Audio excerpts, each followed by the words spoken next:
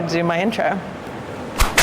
This is episode 3 of Beyond the Barbell. I'm joined by Rolf Jager, the head High Rocks coach here at FitGround. So you are the king of High Rocks here.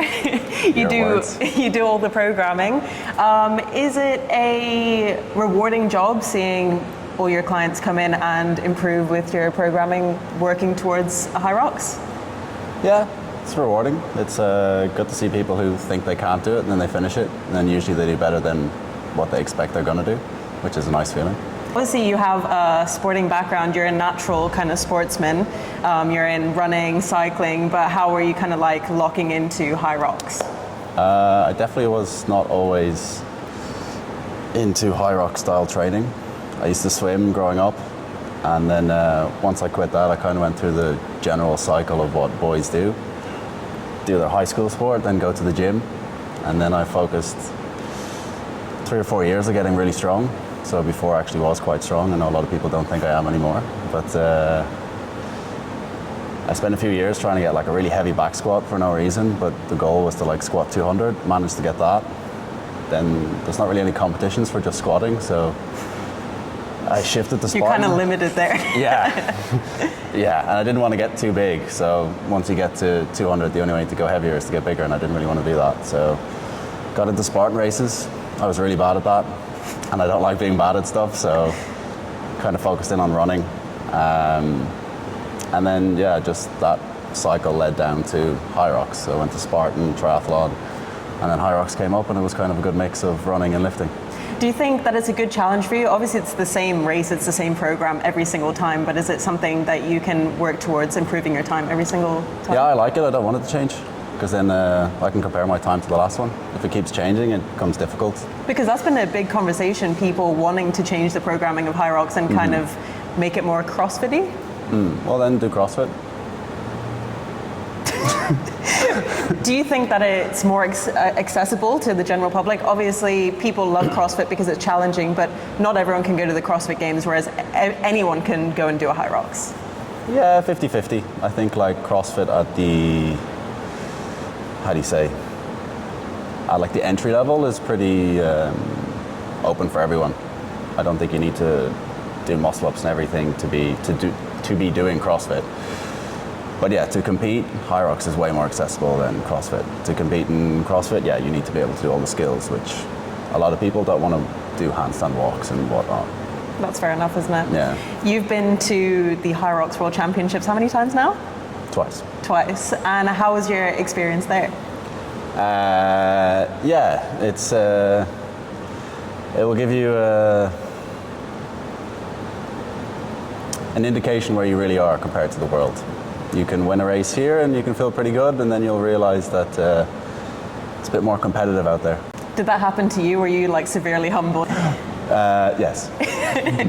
How did those races go for you? Obviously not to plan? No. They were the 3 races I've done at the World Championships were my 3 worst results.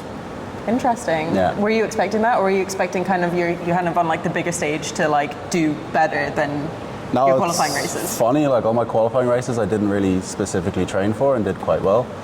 And then the ones where I did put in quite a lot of time and gave up everything else, so I got my worst results. That's where you're going wrong. You have to like not prepare for the World Championships. So obvious. So obvious. And what were your times? At the World Championships this year in Chicago, I did 1:11, which I think is my slowest pro race ever. I do think the course was a little bit longer. I don't want to give excuses, but yeah, the sleds were a bit dodgy, which is kind of what put me off High Rocks for a while, because it's not a cheap trip. It's quite a lot of training, and they did make a mistake on the sleds, and they even put up an apology, but like an apology on Instagram doesn't mean much when you've trained and everything else for it. No, exactly, and then everyone's affected as well. Yeah. Yeah, so it's not easy. And what about your first ever experience with the High Rocks World Championships? Like, what was your feeling going into it? Were you kind of like, I know you're very modest, but were you kind of like nervous going into that? No, I was actually quite excited, to be honest. Like, I have to give them props. They do it very well. Like, they have their Walk of Nations, and the setup that they have for the race is actually very impressive. There's a lot of athletes there. I don't know how so many people qualify. I don't really know what the qualifying system is exactly. I think if you just win any pro race in any age group, you get to go, which I think should be adjusted slightly. But there's a lot of athletes there. It's done very well. So actually I was excited more than nervous. Because that's another conversation, people traveling to different countries to try and qualify, but maybe they're not up to the standard of like the top Hyrox athletes. Yeah, I think everyone in the UAE knows quite well that if you go to the India races, you can qualify quite easily. But if you do a UAE race, you're gonna have to get a very good result to qualify. Yeah. And how have you seen Hyrox growing in the last few years? Obviously, you know, when it first started, people thought like an hour and a half was like a good time or whatever. It's just getting faster and faster. Like, where is the end here? Yeah, it's insane. Like my first race was an open race and I qualified for Worlds with a 1:14, I think. And now if I was to do a 1:14 in open, nobody would look twice. You need to be doing like a sub-hour pro to qualify even. So yeah, the competition has improved quite a lot. When you have had a bad race or you have had a time where it's not where you were expecting, how do you get over that? How do you get over like that mental block of like, okay, we'll put that behind me and I'll go forward? Look, I'm pretty good at believing in like, of course everyone says they don't care what people think, but of course you do.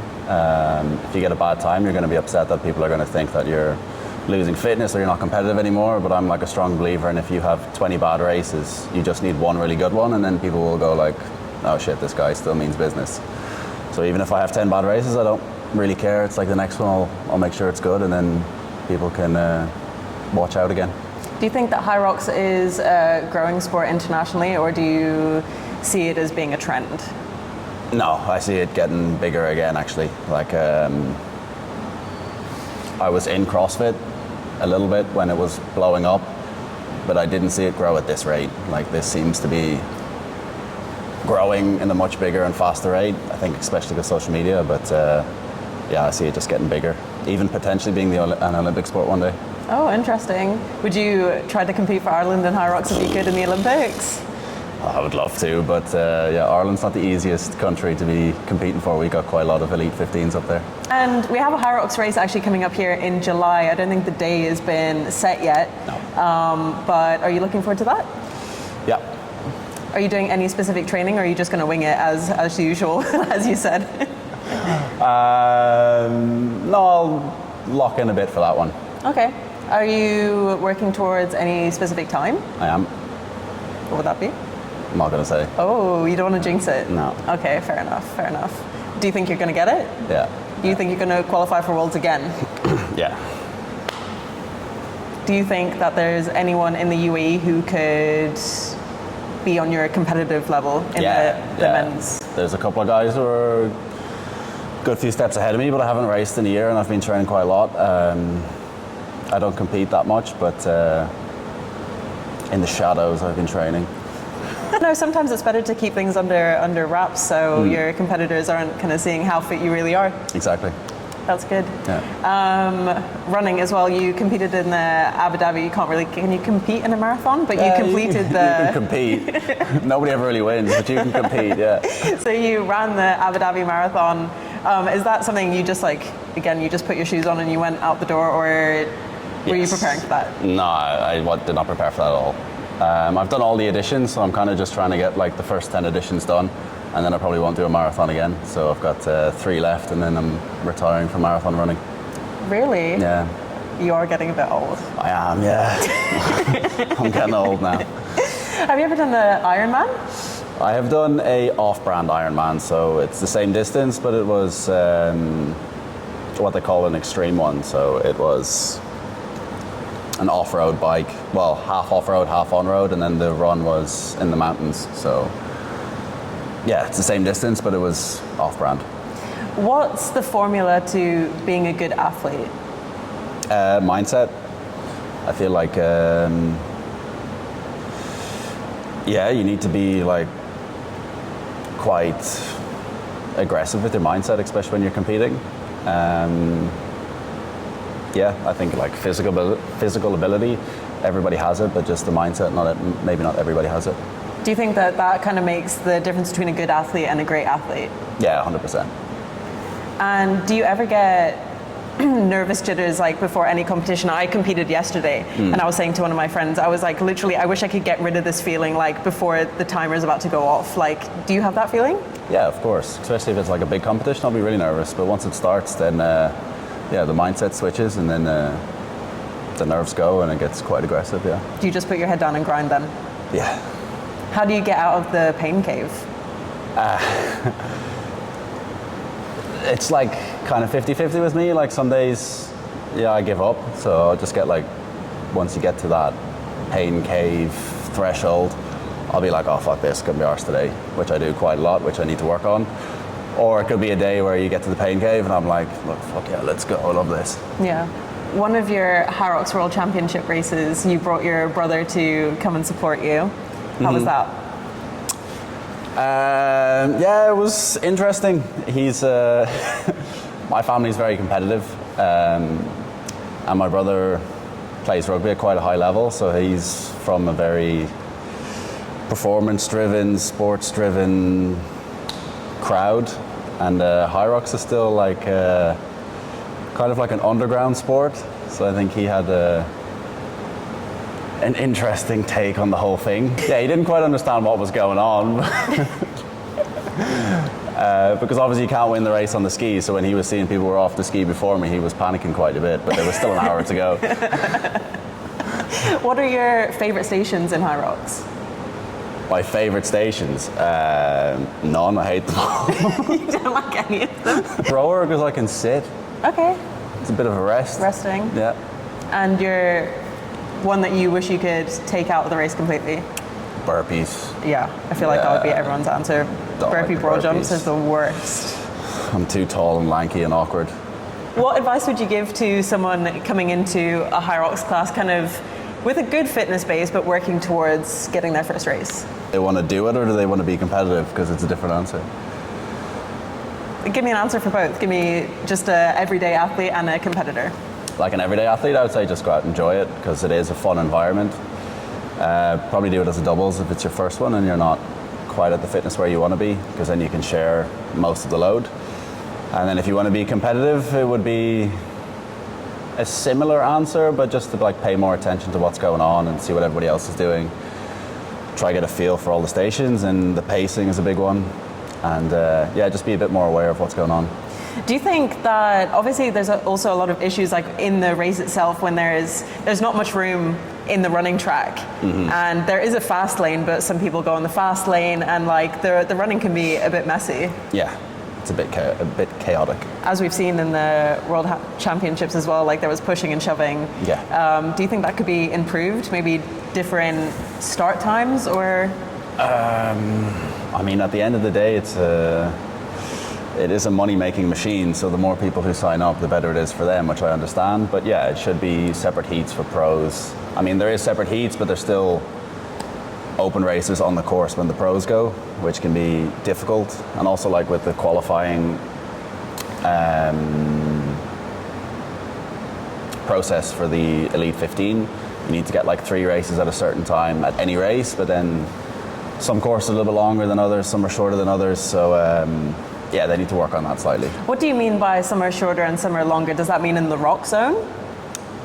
Well, like there was a race in Poland over the weekend, and I think the world record was broken for the men, the women. I think every world record was broken except for the doubles men. Everyone I know who went got like a 2-3 minute PB. So I don't know how everybody got their fitness better for that one race. I think some courses are slightly shorter, as in the actual loop of the run or the rock zone, but some are definitely shorter. Yeah, I mean, because they're all not in the same venue, it's hard to get every race exactly the same. Yeah, but then the qualifying should be a different process. Yeah. I don't know what the answer is, but I think it should be slightly different. Do you see yourself like progressing through Hyrox like for the next few years? Obviously in Sharjah Hyrox as well, I think you did the pro men's and you did relay as well on the same day. Yes. That's not too bad. My first Hyrox I did doubles men, singles men, doubles mixed, and then the relay. Wow. On the same day. And how was that? First one was really good. It all went downhill from there. That's my answer. First one was really good. Was it what you were expecting? Like, would you do that again? No, absolutely not, no. Would you wouldn't recommend other people to do that then? No. Stick to one race? Stick to one race, or do one race on the Monday and then the Friday and then another one on the Saturday. And then if you're fit enough, do another one on the Sunday. Not two in the same day, it's pointless. Then why did you decide to do it? Because it was my Just for first one. I didn't really know what the whole thing was about. Okay. Did you do a full high rock simulation before your first? No. So I did it as doubles with my mate Rich, and we didn't even know where we were going. Like, we did 2 loops and we didn't know what the first station was, so we were like asking where to go.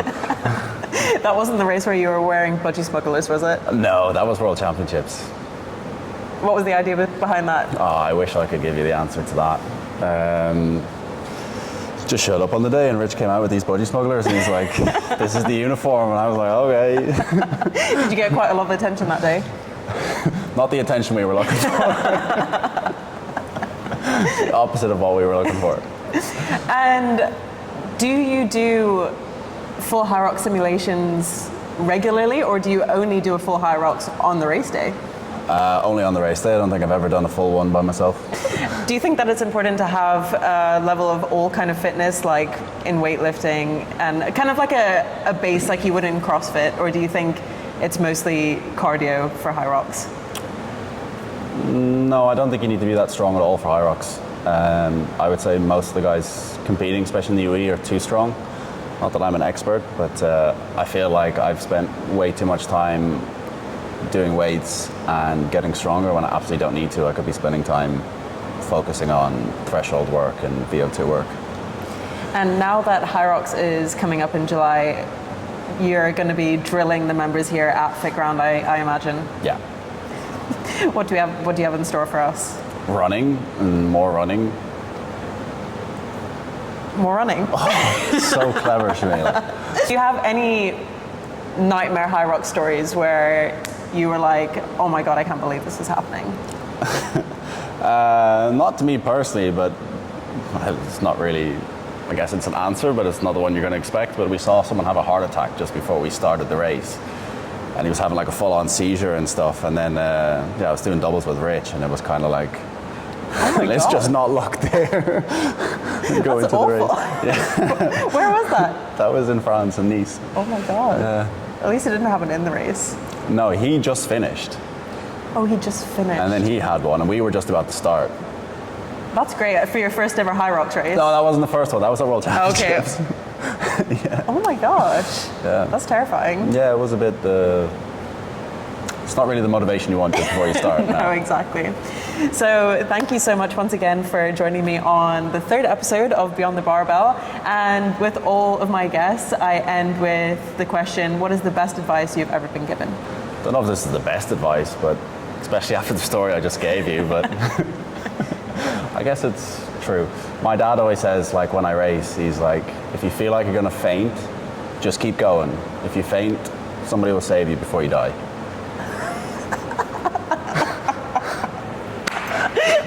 Probably don't know how true that advice is. Don't follow that, actually. That's episode 3 of Beyond the Barbell. You have to do the clap.